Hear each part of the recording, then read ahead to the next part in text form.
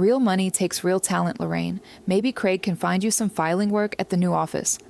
That's what my brother said to me, in front of his new boss, in front of my 8-year-old daughter, in front of a table covered in white linen and $60 glasses of Cabernet that I would later pay for.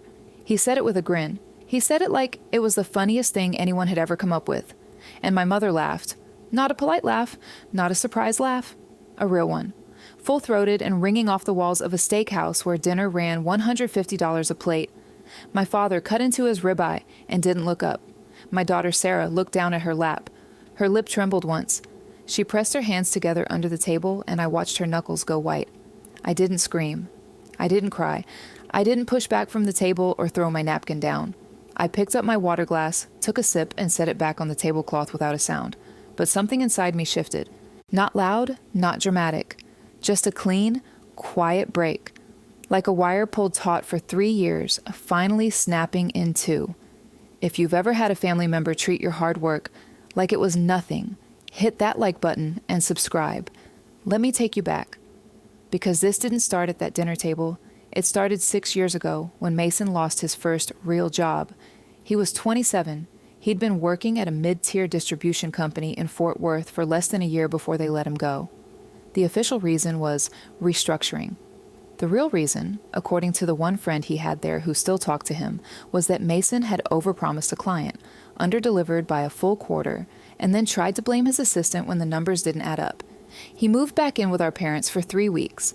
3 weeks of Patricia cooking his meals and Wayne nodding along while Mason talked about how the company didn't understand his vision.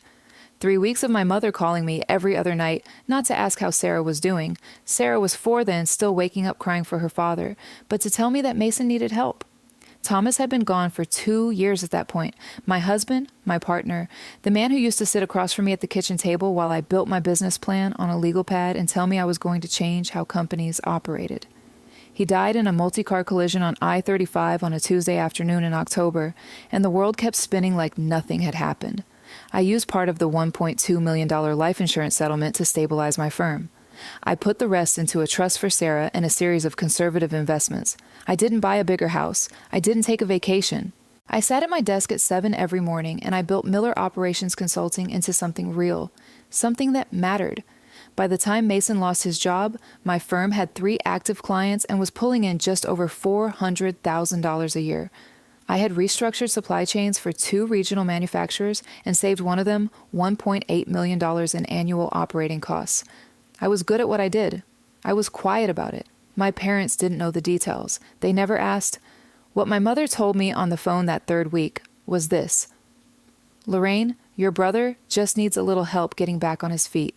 You know how he is. He's talented. He just needs the right opportunity. Can you cover his rent for a month or 2?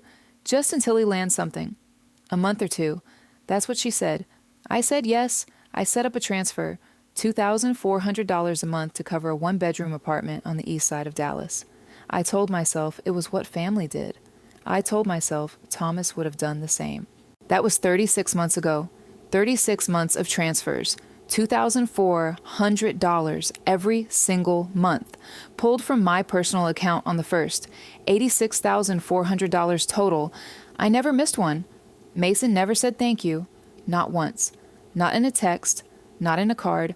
Not even in passing at Thanksgiving when he showed up wearing a new watch and talking about his prospects. When Mason finally landed his job at Logistics United 18 months in, the transfers didn't stop. My mother called to say he was still getting settled and that it would mean the world if I could keep helping for just a little longer. I kept helping. I kept quiet. I also paid $12,000 for Mason's wedding.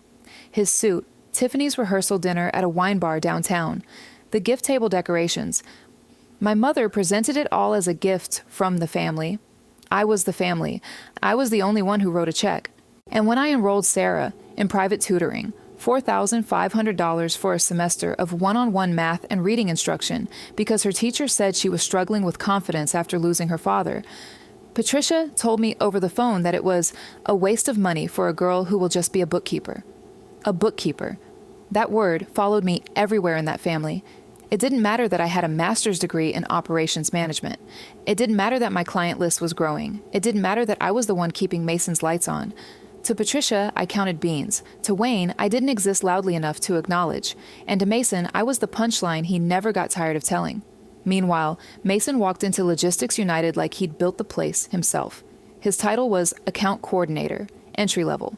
But within 6 months, he started talking at family dinners about the efficiency gains he was driving in the Southwest Distribution Corridor, how he'd optimized routing and cut redundancies. My mother would beam. My father would nod with something close to admiration. Tiffany would squeeze his arm and say things like, "He's going to be running that place in 2 years." I sat at the other end of the table and said nothing, because I knew something none of them did. Logistics United had been my client for 3 years. Craig Ellison, their vice president of operations, had hired Miller Operations Consulting 20 months before Mason even walked through their front door. I had personally redesigned their entire distribution network across 4 states. I had rebuilt their routing algorithms, consolidated 3 redundant warehouse operations, and written the performance benchmarks their regional managers now use for quarterly reviews. The efficiency gains Mason bragged about at Sunday dinners weren't his. They were mine. Every single one. I didn't say anything. I told myself it didn't matter who got credit as long as the work was good. I told myself Mason probably didn't even know. I told myself he was just repeating things he'd heard in meetings. I was making excuses for him, the way I'd been making excuses for all of them for years. Over the last 24 months, something changed. Mason didn't just repeat what he heard. He started taking credit deliberately. I found out through Craig during one of our quarterly reviews that Mason had been submitting performance reports to his supervisors, reports that used my proprietary frameworks, my data models, my analysis, and presenting them as his own original work. He'd stripped my firm's name from the headers. He'd reformatted the charts. He'd even changed the font so it matched the company's internal templates. Craig mentioned it casually. "Your brother's been turning in some impressive work. Oh, looks a lot like your methodology." I stayed quiet. I didn't respond. I just listened. I should have said something then. I know that now, but I swallowed it. The way I'd been swallowing everything. And I told myself that eventually the truth would surface on its own. Then came the dinner. Mason had been promoted.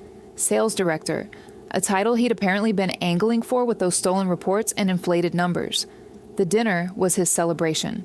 A private table at Morrison's Steakhouse downtown, the kind of place with leather menus and waiters who introduced themselves by first name. The table was set for 8, white linen, heavy silverware, 2 bottles of wine already breathing when Sarah and I arrived. Patricia was already seated, wearing a silk blouse I'd never seen before, her reading glasses perched on her nose like she was about to give a toast. Wayne sat beside her, hands folded, eyes on the breadbasket. Mason stood at the head of the table. Tiffany was next to him in a fitted emerald dress, her hand resting on his arm like she was presenting him at auction. And across from Mason, sitting with his napkin already in his lap and a glass of sparkling water in front of him, was Craig Ellison, my client, my largest contract, the man whose company I had rebuilt from the inside out. Mason saw me and grinned. He crossed the room with his arms open like he was greeting a stranger at a networking event. "There she is," he said, loud enough for the whole table. "Craig, this is my sister Lorraine, the glorified bookkeeper of the family." Craig looked at me. I looked at Craig. Neither of us said a word. Patricia covered her mouth and giggled. Wayne reached for a roll. Mason kept going. He pulled out my chair like it was a performance. He poured my wine like he was hosting a show, and for the next 45 minutes, he held court. He talked about the promotion. He talked about the new salary, $115,000 base, plus a $25,000 signing bonus. He talked about the house he and Tiffany had in escrow, $850,000, 4 bedrooms, a pool in the backyard. Tiffany described the kitchen island she'd already picked out. Patricia asked about the school district. Nobody asked what I did for a living. Nobody asked about Sarah. Sarah sat next to me, quiet and small, cutting her chicken into pieces she wasn't eating. She dressed up for the dinner. She'd picked out her own outfit, a navy dress with white flowers she'd gotten for her birthday. She'd been excited in the car. She thought it was going to be a nice family night. Then Mason turned to her. He leaned across the table with that same grin he'd been wearing all night, and he said, "Don't bother studying too hard, sweetie. You'll just end up like your mom, counting other people's real money." He paused. He looked around the table, making sure everyone was listening. "Real money takes real talent, and your side of the family just doesn't have it." Patricia laughed first, a full, open laugh. Wayne cracked a smile, small, reluctant, but visible. Tiffany pressed her lips together and looked away, but she didn't say a word. Sarah's eyes welled up. She didn't cry, not yet. But her chin dipped and her hands dropped into her lap, and I watched something close inside her, something a child shouldn't have to close. I stayed perfectly still. I kept my voice even. I set my fork down slowly, deliberately, and I looked at Mason for a long time without speaking. "I understand you feel that way, Mason," I said. "I hope you enjoyed the dinner." And that was the exact second I knew someone was going to pay for those words. I stayed for the rest of the meal. I ordered dessert. I asked Tiffany about the school district near the new house. I complimented Patricia's blouse. I even smiled when Mason raised his glass for a toast to himself and said something about the Miller men finally getting their due. When the check came, Mason patted his jacket pocket, then his back pocket, then made a show of checking the inside of his blazer. "Left my wallet in the car," he said, not looking at me. "Lorraine, you mind grabbing this one? I'll hit you back." The bill was $840. 2 bottles of Cabernet at $120 each, 8 entrees, 3 desserts, a side of truffle fries Tiffany ordered and didn't touch. I handed my card to the waiter without a word. Mason didn't say, "Thank you." Nobody did. I drove Sarah home in silence. She stared out the passenger window the whole way, her reflection floating against the dark glass. She didn't ask about what Mason said. She didn't cry. She just sat there with her hands folded in her lap, perfectly still, like she was trying to take up as little space as possible. I carried her inside when we got home. She'd fallen asleep in the last 10 minutes of the drive. I set her down in her bed, pulled the comforter up to her chin, and stood in her doorway for a long time. Her navy dress with the white flowers was still on. She'd been so excited to wear it. I closed her door gently and walked to the kitchen. The house was dark, except for the light above the stove. I didn't turn anything else on. I sat down at the kitchen island, placed both hands flat on the cool marble surface, and stayed perfectly still for what felt like an hour. My phone buzzed once. A text from Patricia. "Wasn't that a lovely evening? So proud of your brother." I didn't respond. At 3:17 a.m., I opened my laptop. The house was quiet except for the hum of the refrigerator. The streetlight outside cut through the blinds in thin, pale lines across the kitchen counter. I could hear Sarah breathing through the baby monitor I still kept on the shelf, not because she needed it anymore, but because the sound steadied me. I pulled up every file I had on the Logistics United account. 3 years of contracts, quarterly reviews, deliverables, methodology documentation with my firm's watermark embedded in the metadata. Original routing analyses dated 18 months before Mason was hired.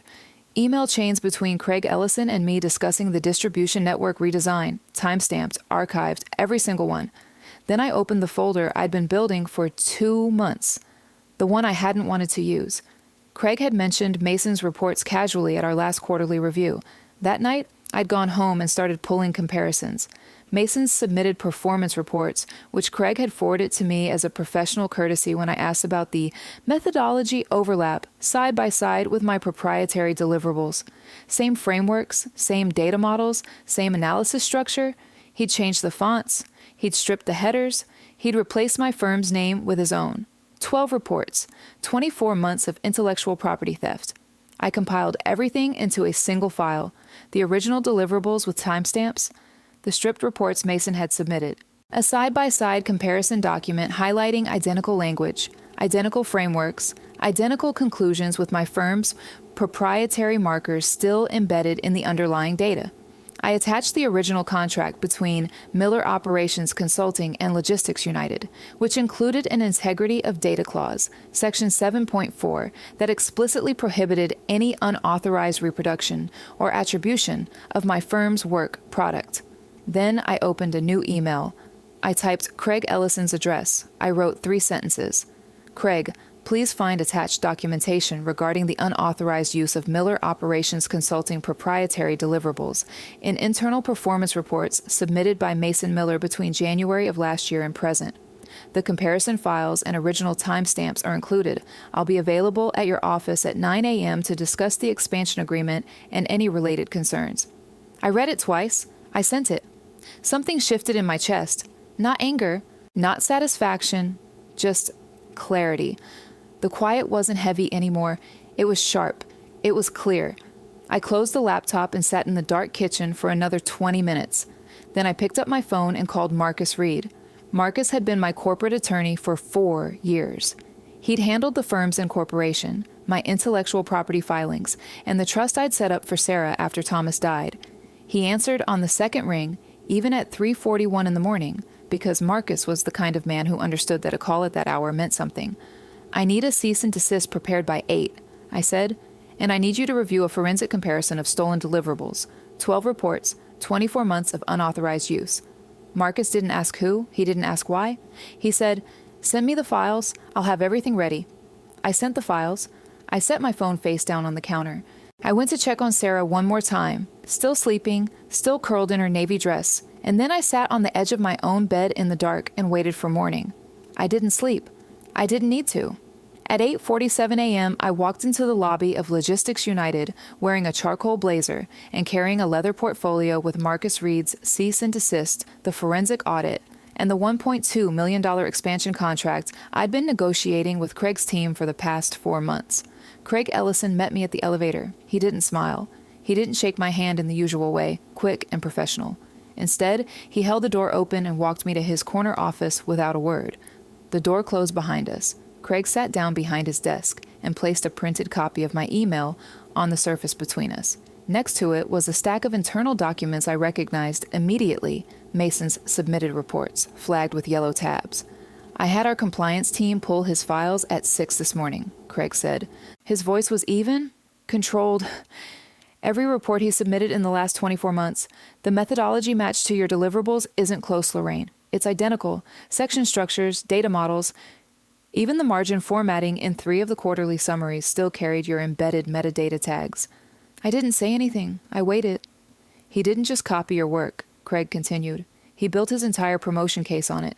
The efficiency gains in the Southwest Corridor, the routing optimization, the warehouse consolidation benchmarks, all of it came from your firm's deliverables. Every claim he made in his promotion interview traces directly back to your contracted work product." Craig leaned back in his chair. He took off his glasses and set them on the desk.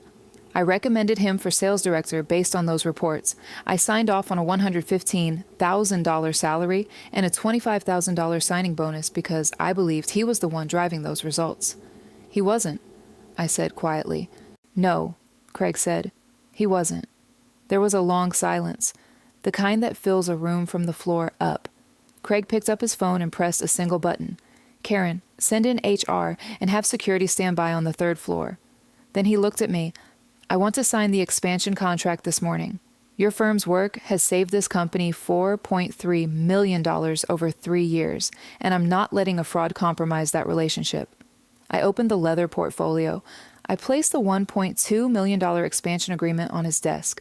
He signed it at 9:14 a.m. At 10:45 a.m., Mason Miller was escorted out of the building by 2 security officers. His company laptop was collected. His badge was deactivated. His $25,000 signing bonus was revoked under the termination for cause clause in his employment contract. His $115,000 salary ended effective immediately. I wasn't there for that part. I didn't need to be. I was driving home with a signed contract in my portfolio and both hands steady on the wheel when my phone started buzzing. Mason called 4 times in 11 minutes. I let every call go to voicemail. Patricia called twice. I declined both without hesitation. A text from Tiffany. "What did you do?" I turned off the ringer. The calls kept coming through the afternoon. 17 missed calls by 4 p.m., 9 voicemails I never listened to, a string of texts from Mason that started confused, turned angry, and ended desperate. "Call Craig back. Tell him it was a misunderstanding." "Lorraine, I'm serious. They froze my signing bonus." "Do you know what this does to the mortgage? We close in 3 weeks." "You're destroying my family over a joke?" I deleted each one without responding. At 7:22 p.m., the doorbell rang. Sarah was at the kitchen table doing her reading homework. I told her to stay there. I opened the front door. Mason was standing on my porch. His tie was loose. His shirt was untucked on one side. His eyes were red-rimmed and glassy, and there was a crease across his forehead like he'd been pressing his face into his hands for hours. Tiffany was in the car at the curb, engine running, staring at the dashboard. Mason opened his mouth, closed it, then started again. "Lorraine, you have to call Craig. You have to tell him I didn't know those were your reports. Tell him it was a mix-up. Tell him—" "No." "Lorraine, listen to me. The house. The 811 de $850,000 house. We close in 3 weeks. If I don't have that salary, the mortgage falls through. Tiffany co-signed. Our credit, everything? No. His voice cracked. This isn't just about me. Think about what you're doing. Think about the family. I kept my hand on the doorframe. I didn't step aside. I didn't invite him in. You stood in front of my daughter, I said, my voice steady and low. You told her that her side of the family didn't have real talent. You told an 8-year-old girl whose father is dead that she wasn't worth the effort of studying. And everyone at that table laughed. Mason's jaw tightened. That was a joke, Lorraine. I didn't mean... Craig didn't hire you because of your talent, Mason. He hired you because he thought you were the bridge to my firm. You weren't the bridge. You were the toll. He stared at me. His mouth moved, but nothing came out. Where's your apology to my daughter? I said. Silence. His eyes dropped to the porch.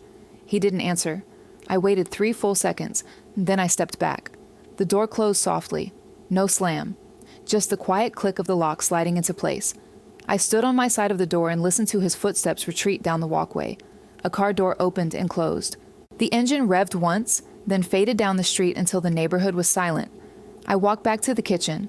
Sarah looked up from her homework. Who was at the door? She asked.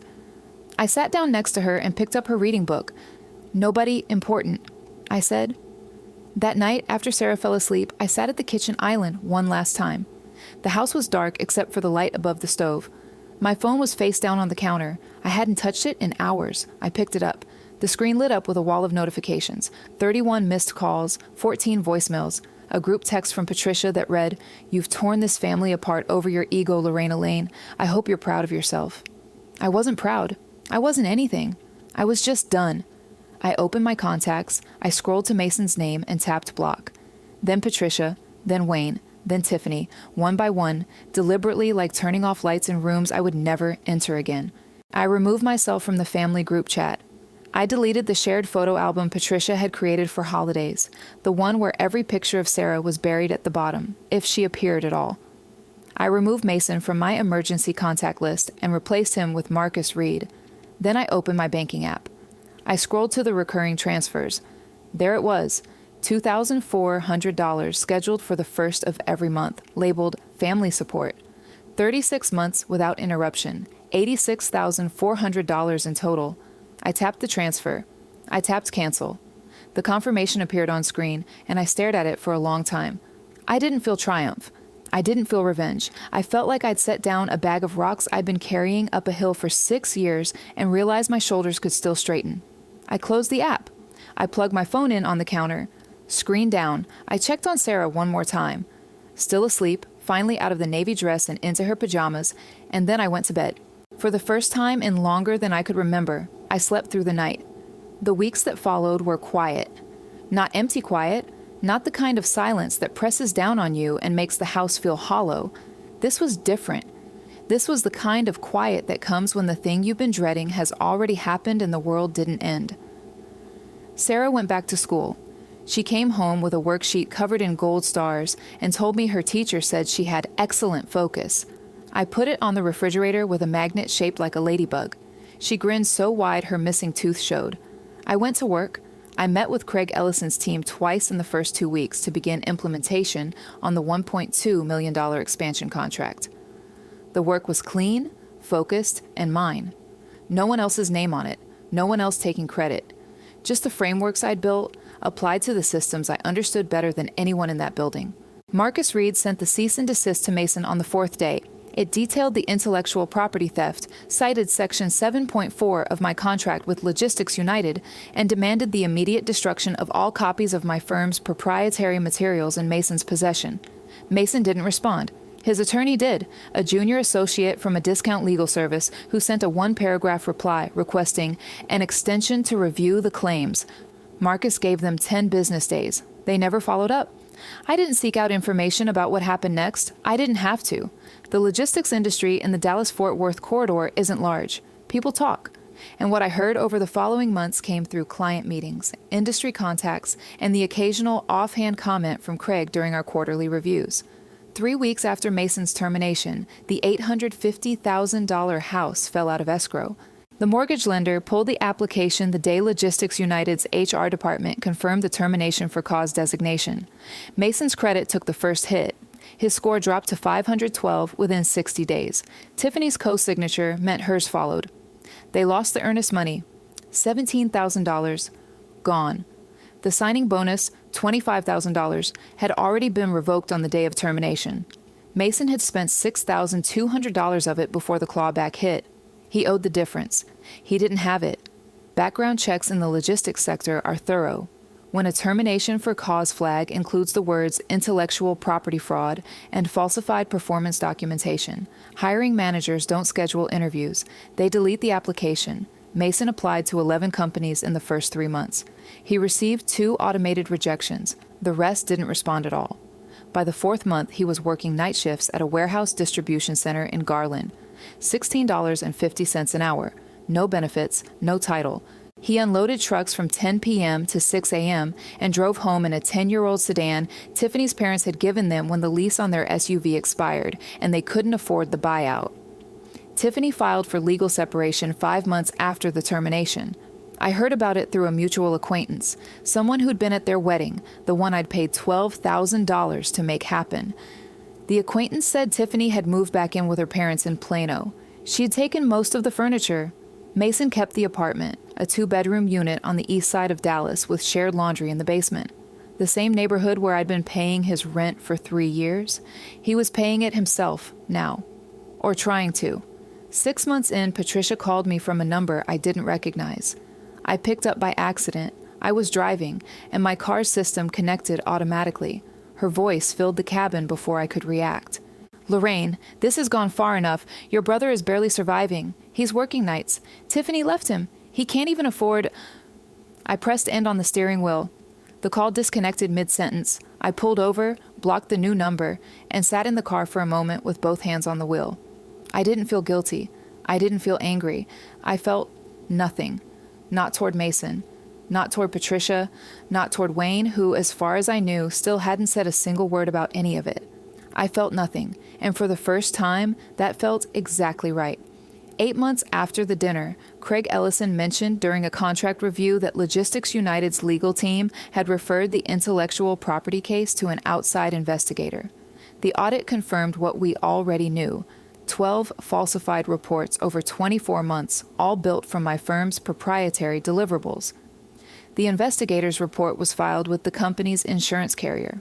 Mason received a formal demand for restitution, $47,000 representing the portion of his salary and bonus directly attributable to the fraudulent performance claims. He didn't have $47,000. He didn't have $4,700. The acquaintance from the wedding told me Mason had started driving for a rideshare company on weekends to cover the gap between his warehouse pay and his rent. He'd lost 15 pounds. He'd stopped going to Sunday dinners at Patricia and Wayne's house, not because he wasn't welcome, but because he couldn't afford the gas. Patricia and Wayne's calls had stopped entirely by then, not because they'd made peace with my decision, because the $2,400 monthly transfers had stopped, and without them, the dynamics shifted. I'd been told, again, without asking, that Wayne had gone back to part-time work at a hardware supply store at 65 years old. Patricia had canceled the premium cable package and the lawn service. The money I'd been sending hadn't just been covering Mason's rent. It had been subsidizing the entire family's illusion that everything was fine. When the money stopped, the illusion collapsed with it, and there was no one left to blame but each other. 10 months later, I was standing in the backyard of a house I'd closed on in September. 3 bedrooms, a fenced yard with a magnolia tree in the corner that dropped white petals across the grass every spring. Sarah's room was on the 2nd floor. She'd picked the paint color herself, soft blue like the sky on a clear morning. Sarah came running out the back door with a piece of paper held above her head like a flag. Mom, look." She handed me the paper. Her math test. A red A circled at the top with a note from her teacher. "Outstanding improvement, Sarah. Keep it up." I looked at the grade. I looked at my daughter. She was standing in the late afternoon sun with grass stains on her knees and her hair coming loose from its ponytail, and she was smiling in a way I hadn't seen in years, not performing, not trying to take up less space, just happy. "I'm proud of you," I said. She shrugged the way 8-year-olds do when they're pleased but don't want to make a big deal of it. "It's just math?" "It's not just math," I said. "It's you. You did this." She looked at me for a moment. Then she said, quiet and certain, like she'd been thinking about it for a while, "Mom, you did the right thing." I pulled her in and held her. The yard was quiet. The neighborhood was still. No phone buzzing. No voicemails piling up. No one asking me to give more than I had to. People who never gave anything back. The next morning, she woke up smiling. I never regretted a single second of it. Some doors close, so better ones can open. I'm just glad I'm the one who held the key. If you enjoyed this story about protecting your children and knowing your worth, hit that like button and let me know what you think in the comments. And if you haven't subscribed yet, make sure to subscribe and ring that notification bell for more stories just like this one. Thanks for watching.